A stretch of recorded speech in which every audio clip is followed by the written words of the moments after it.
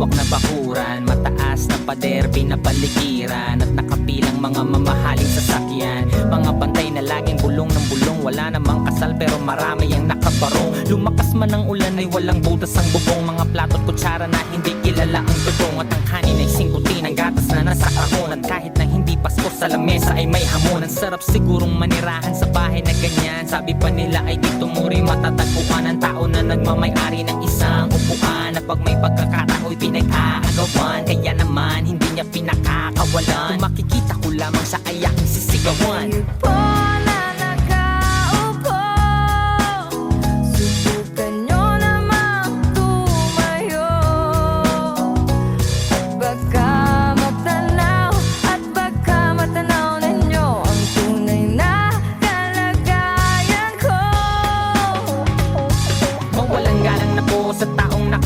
Alam nyo bang pantakal ng bigas namin ay di puno, ang dingding ng bahay namin ay pinagtagpi-tagping yero. Sa gabi ay sobrang init na tumutunaw ng yelo, na di kayang bilhin upang ilagay sa inumin. Pinakulong tubig sa lumang takuring uling-uling, gamit ang panggatong na inanod lamang sa estero, na nagsisilbing kusina sa umaga. Aming banyo ang aking inay na may kayamanang isang kaldero, na nagagamit lang pag ang aking ama ay sumweldo. Pero kulang na kulang pa rin, ulam na tuyo't asin, ang 50 pesos sa maghapoy pagkakasahin. Di ko alam kung talagang maraming harang o mataas lang ang bakod, nagbubulag-bulagan lamang po kayo. Kahit sa dami ng pera nyo, walang doktor na makapagpapalinaw ng mata nyo. Kaya huwag kang masyadong halata.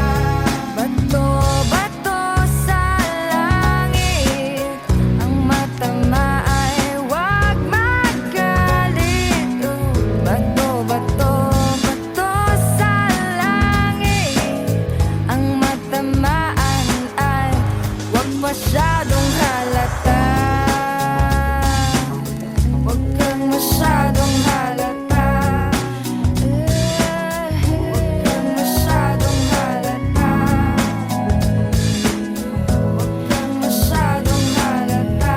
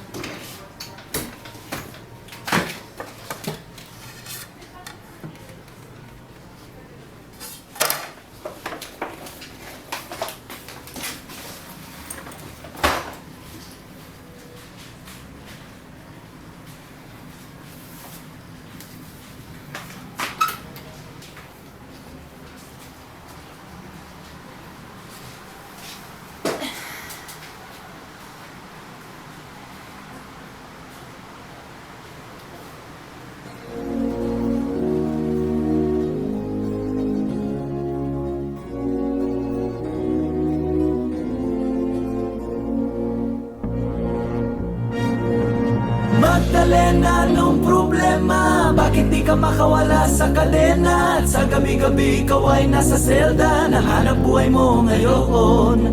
Magdalena, anong problema? Alam naman natin na dati kang nena, sa iyong ama ikaw ay prinsesa. Anong nangyari sa'yo? Ito'y kwento ng isang babaeng tulog sa umaga, gising sa gabi.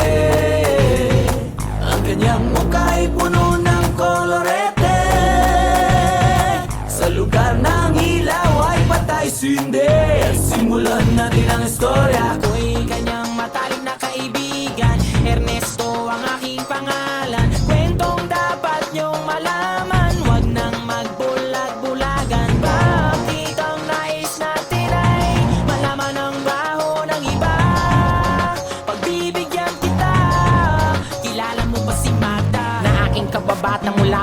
pagkabata kami laging magkasama, mga bangkang papel sa sapa. Kanyang ngiti lumiliwanag ang paligid at pag siya'y dumadaan, mga leeg ay bumipilipit. Ubod ng ganda noong siya ay nagdalaga. Tuwing kausap ko na malimit akong tulala. Kahit may nararamdaman, pinilit kong isara ang bibig at pintig ng puso para sa kanya at sasayawan. Matapos kaming makapagtapos dahil pinawis ang mukha, ako'y nagpunas ng pulbos. Kahit parang hindi pantay, nagmamadaling hinila. Pinakilala niya lalaki na taga Maynila. Magdalena, anong problema? Bakit di ka makawala sa kadena? At sa gabi-gabi ikaw ay nasa selda, nahanap buhay mo ngayon.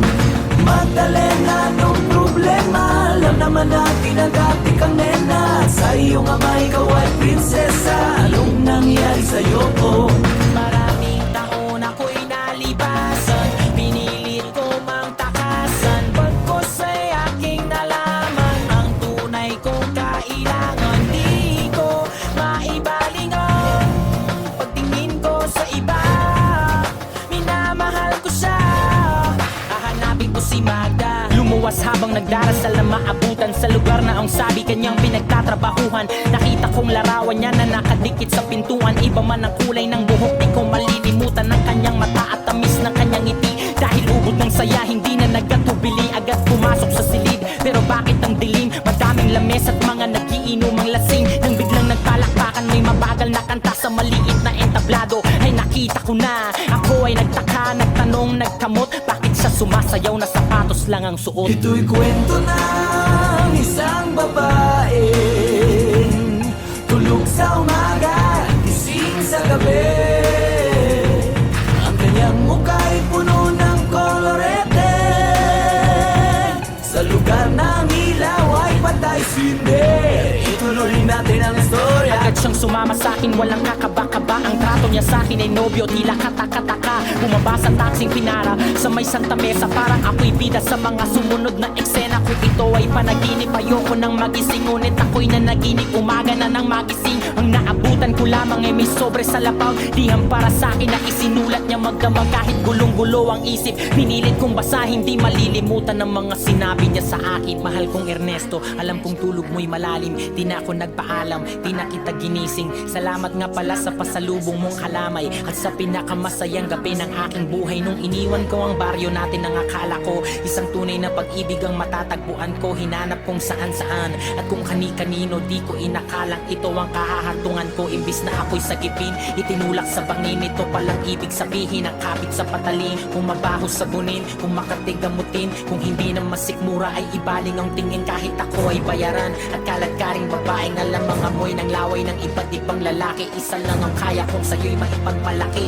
Ikaw lang ang bukod tanging hinalikan ko sa labi. Gusto ko mang manatili sa iyong mga yakap. Ako may natutuwa dahil ako'y iyong nahanap. Wala na yatang walis ang makakalinis ng kalat. At ang katulad ko sa'yo ay di karapat dapat pinangarap kong sa altar ako'y iyong ihatid. Ngunit sa dami ng pait, ang puso ko'y namanhid. Di ko makakalimutan ang